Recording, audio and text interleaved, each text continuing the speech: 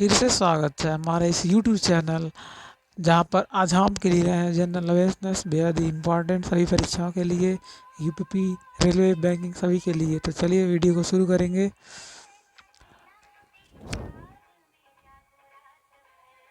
जीव तथा जंतु विज्ञान के जनक अरस्तु जीव विज्ञान शब्द का प्रयोग सर्वप्रथम किया था लैमार्क एवं ट्रेविरेरस।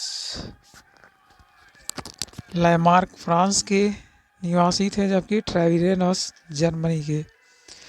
जैव विकास को सर्वप्रथम समझाया लैमार्क ने। चिकित्सा शास्त्र का जनक है हिप्पोक्रेटस। वनस्पति विज्ञान के जनक थियोफ्रेस्टस।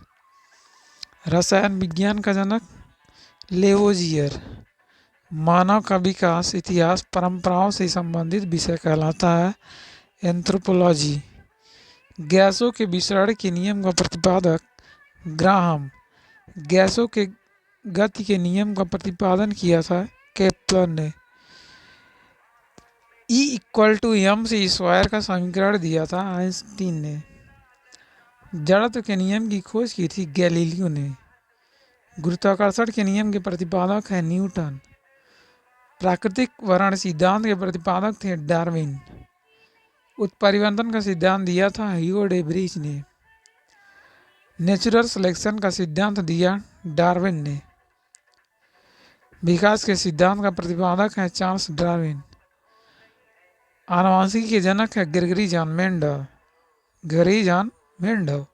आगे मेंडल ने अपने प्रयोग के लिए चयन किया था मटर के पौधे का। आगे आनुवंशिकता के विज्ञान को आनुवंशिकी कहा था डब्ल्यू वाटसन ने। आनुवंशिक उत्परिवर्तन होता है क्रोमोसोम में। सर्वप्रथम जीन शब्द का प्रयोग जोहानसन ने किया था। जीन अवस्थित होते हैं गुणसूत्रों में। एक जीन एक एंजाइम सिद्धांत का प्रतिपादन किया था बीडल एवं टेटम ने। खून का रंग लाल होता है हीमोग्लोबिन के कारण। हीमोग्लोबिन में पाया जाने वाला तत्व है लोहा। हीमोग्लोबिन यौगिक होता है प्रोटीन का। खून थक्का नहीं जमता है हीमोफीलिया रोग में। शरीर के अंदर रक्त को जमने से रोकता है हिपैरिन नामक प्रोटीन। हिपैरिन नामक प्रोटीन का उत्पादन होता है यकृत द्वारा। रक्त का अध्ययन कहलाता है हेमेटोलॉजी। रक्त का थक्का बनने में सहायक है प्लेटलेट्स। प्लेटलेट्स की मृत्यु होती है प्लीहा में। रक्त का थक्का जमने में सहायक विटामिन होता है के। रुधिर का तरल भाग होता है प्लाज्मा। आगे बढ़ते हैं। प्लाज्मा में जल का प्रतिशत होता है 90%। रक्त का कितना प्रतिशत भाग प्लाज्मा होता है 60%। पदार्थ की चतुर्थ अवस्था है प्लाज्मा। आगे रक्त में पाई जाने वाली धातु होती है लोहा। ब्लड बैंक कहलाता है प्लीहा स्प्लेन। आरबीसी का कब्रगाह शमशान है प्लीहा। ब्लड बैंक में रक्त का सुरक्षित रखा जाता है 40 डिग्री फ़ारेनहाइट पर। रक्त समूह होते हैं ए बी और ओ। रक्त समूह की खोज की थी लैंडस्टीनर ने। सर्वदातर रक्त समूह है ओ। सर्वग्राही रक्त समूह ए बी। आगे बढ़ते हैं। आरएच फैक्टर संबंधित है रक्त से। आरएच फैक्टर की खोज करता है लैंडस्टीनर एवं बिनर। रक्तचाप नियंत्रित होता है एड्रीनल ग्रंथि से। रक्त को शुद्ध करता है ब्रेक। रक्त के शुद्धिकरण की प्रक्रिया है डायलिसिस। मूत्र का निर्माण होता है वृक्क के अंदर। वृक्क का भार होता है 150 ग्राम। मानव गुर्दे में बनने वाली पथरी होती है कैल्शियम ऑक्सलेट की। रक्त का पीएच मान होता है 7.4। रक्तदाब मापने वाला यंत्र है स्फिग्मोमैनोमीटर। सर्वप्रथम रक्त परिसंचरण तंत्र का अध्ययन किया था विलियम हार्वे ने। शरीर से हृदय की ओर रक्त ले जाने वाली रक्तवाहिनी कहलाती है शिरा। हृदय से शरीर की ओर रक्त ले जाने वाली रक्तवाहिनी कहलाती है धमनी। हृदय की धड़कन का नियंत्रक है पेसमेकर। जारिक सेवन है कृत्रिम हृदय। आगे शरीर में ऑक्सीजन का परिवहन होता है रक्त के द्वारा। पित्त होता है पीले रंग का क्षारीय द्रव। पित्त का पीएच मान होता है 7.7। पित्त स्रावित होता है यकृत के द्वारा। यकृत में भविष्य के लिए भंडारित होता है विटामिन ए। पित्त बाइल जमा कहाँ होता है? पित्ताशय के अंदर। आगे देखिए, हाइड्रोफोबिया रोग होता है कुत्ते के काटने से। हाइड्रोफोबिया रोग होता है विषाणु के द्वारा। वायरस यानी कि विषाणु की खोज की थी इवानोव्स्की ने। विषाणुओं का अध्ययन है वायरोलॉजी। रानीखेत बीमारी फैलती है वायरस के द्वारा। जंतु में होने वाले फूट एंड माउथ रोग होता है विषाणु के कारण। कौकों का अध्ययन कहलाता है माइकोलॉजी। शैवालों का अध्ययन कहलाता है फाइकोलॉजी। शैवालों की कोशिका की विधि बनी होती है सेलुलोज की। जीवाणु की खोज की थी लीवेनहॉक ने। ध्वनि का वेग सर्वाधिक होता है ठोस में।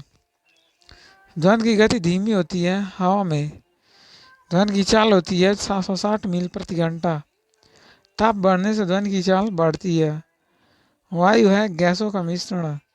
वायु उदाहरण है गैस में विलयन। हवा में ध्वनि का वेग होता है 332 मीटर प्रति सेकेंड। ध्वनि तीव्रता की इकाई है डेसिबल। आगे, हवा की वाष्प घनत्व होता है 14.4। प्रकाश वर्ष मात्रक होता है दूरी का। एक प्रकाश वर्ष बराबर होता है 9.46 इंटू 10⁻14 की गिरा। आगे, दूरी मापने की सबसे बड़ी इकाई है पारसेक। जड़ों के रूपांतरण है मूली और गाजर।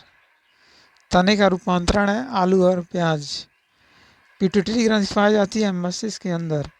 मास्तर ग्रंथि कहलाती है पिट्यूटरी यानी कि पीयूष। शरीर का सबसे छोटी ग्रंथि है पिट्यूटरी। 2 वंशानुगत रोग हैं, वर्णांतरा और हीमोफीलिया।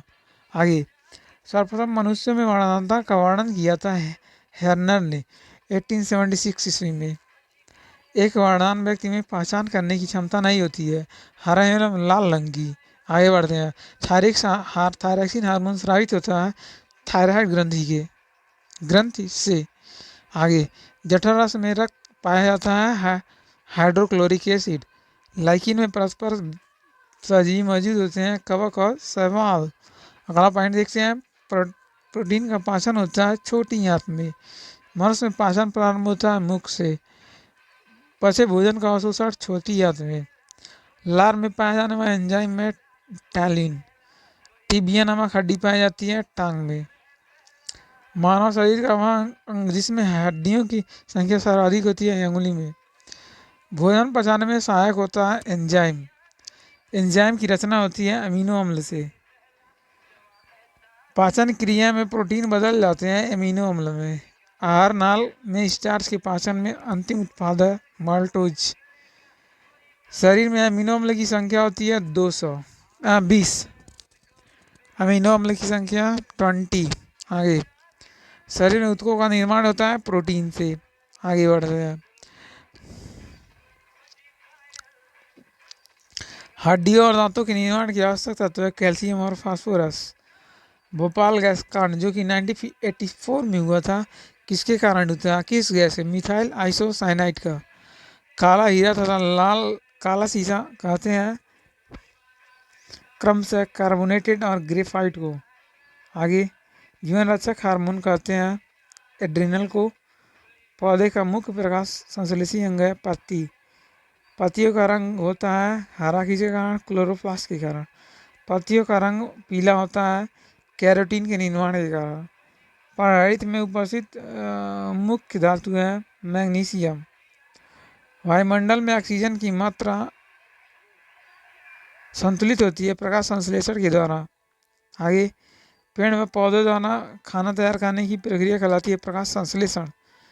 आगे, प्रकाश संश्लेषण के लिए आवश्यक है CO2 जल, कारण से जल, क्लोरोफिल तथा सूर्य का प्रकाश।